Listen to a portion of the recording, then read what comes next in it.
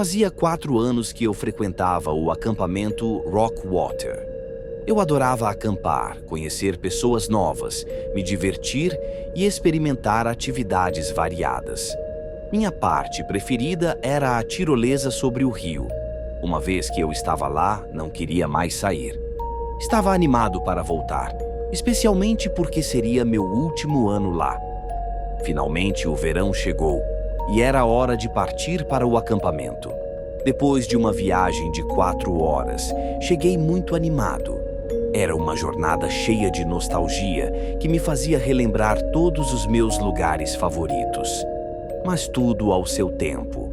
Primeiro, minha mãe precisava me levar ao alojamento para me inscrever. Quando chegamos, havia muita gente por lá.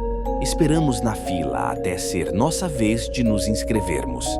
Antes que nos fossem entregues os papéis, a recepcionista nos contou que havia acontecido algumas coisas estranhas a alguns quilômetros dali, na direção da floresta.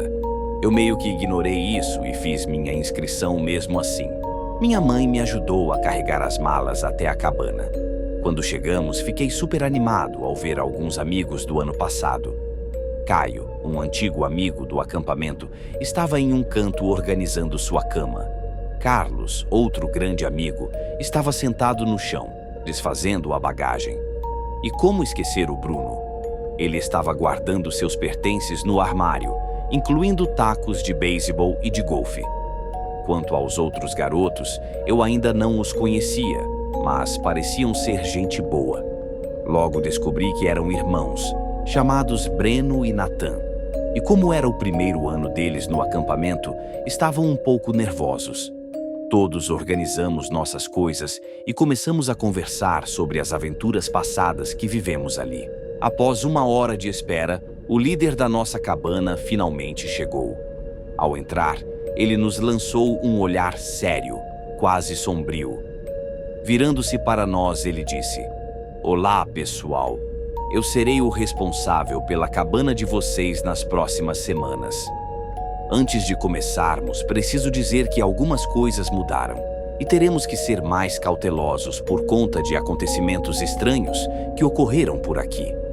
Embora o clima fosse um pouco tenso, decidimos que isso não atrapalharia nosso objetivo de fazer deste o melhor verão de todos. O dia foi normal. Nos apresentamos, jogamos baralho na cabana, fomos para fora e jogamos basquete. Fizemos uma refeição no saguão do acampamento, que estava um pouco desorganizado e, ao final, voltamos para dormir na cabana. Foi um pouco estranho notar que havia apenas 6 cabanas ocupadas, quando o normal era cerca de 30. Ao despertarmos na manhã seguinte, uma forte chuva caiu. O som das gotas batendo no telhado de metal da cabana ecoava ao longe. Ninguém sabia onde estava o líder do acampamento. Nos reunimos no centro da cabana, aguardando seu retorno. Começamos a compartilhar histórias de fantasmas que aconteceram ali. Alguns eram absurdos, mas outros realmente davam arrepios. Fora da cabana, havia cerca de 400 hectares de floresta. Nela, algumas trilhas desafiadoras, a capela e um rio. Existe também algo mais na floresta, algo que poucos conheciam, pois estava bem distante. As cabanas originais do acampamento Rockwater. Apenas alguns líderes sabiam da existência delas e como chegar lá. Diz a lenda que por volta de 1900, quando o acampamento foi fundado, 2 crianças tiveram uma briga dentro de uma dessas cabanas e uma acabou matando a outra enquanto dormia. Supostamente, ela usou uma pedra pesada para golpear a cabeça do outro menino.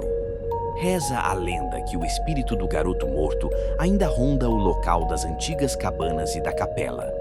Alguém que visitou as cabanas abandonadas afirmou que viu a cabeça de um menino observando ela pela janela. Naquele momento, todos na nossa cabana estavam realmente apavorados. Eu pude jurar que Bruno teve um ataque de pânico. Nosso líder entrou correndo pela porta, avisando que precisávamos arrumar nossas coisas e ir para o saguão. Ele disse que ligaria para nossos pais para que viessem nos buscar de manhã. Caminhamos debaixo da chuva, encharcando as nossas coisas, até chegarmos ao saguão. Quando chegamos, apenas outras 4 cabanas estavam lá. Fiquei perto da lareira com meus colegas, ouvindo as pessoas comentando sobre o que estava acontecendo.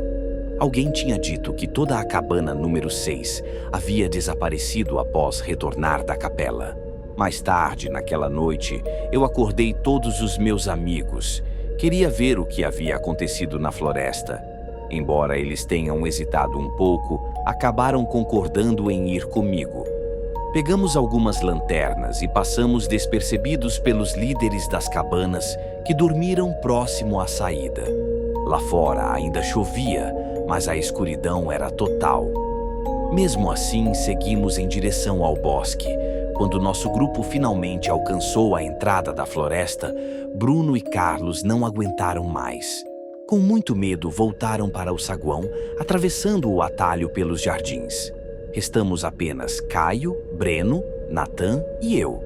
Seguimos devagar pelo caminho estreito que levava até a capela. Às vezes, tropeçávamos nas raízes das árvores, mas continuamos avançando na escuridão da floresta. A capela estava bem diante de nós, mas algo estava errado. O silêncio era absoluto. A chuva tinha parado. Não havia vento ou qualquer tipo de animal à vista. Quando nos aproximamos da capela, Breno, que segurava uma das lanternas, começou a gritar. Num impulso de pânico, ele correu em direção ao acampamento, deixando a lanterna cair. A luz ficou virada para a capela, e por uma das janelas iluminadas, vimos o rosto de uma criança chorando. Todos nós gritamos e corremos de volta ao acampamento, mas o pânico foi tanto que perdemos o caminho e logo estávamos perdidos, não fazíamos ideia de onde estávamos. Acabamos chegando a um barranco que levava ao rio. No meio do caminho, uma pequena figura escura bloqueava nossa passagem, nos obrigando a descer pelo barranco. Natan, Caio e eu começamos a descer pela encosta, até que vimos outra figura. Era um dos nossos. Iluminei com a lanterna e lá estava Breno, caído, morto, com a cabeça toda machucada e muito sangue ao redor. Ele provavelmente tropeçou em alguma raiz e despencou pelo barranco. Mesmo em choque, precisávamos sair de lá o mais rápido possível, então continuamos correndo. Já havíamos descido metade do caminho. O suor escorria em nossos olhos como se fosse água. E lá estava ele novamente, a figura de um garoto parado ao pé do barranco, aguardando para brincar conosco. Eu falei para todos continuarem correndo. Olhei para trás e percebi que Natan não estava mais ali com a gente. Ele simplesmente havia desaparecido. Caio e eu vimos à nossa esquerda uma escada que levava aos fundos do acampamento.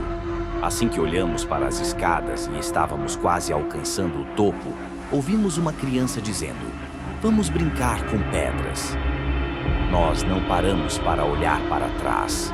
Quando finalmente chegamos, encontramos todos os líderes acordados.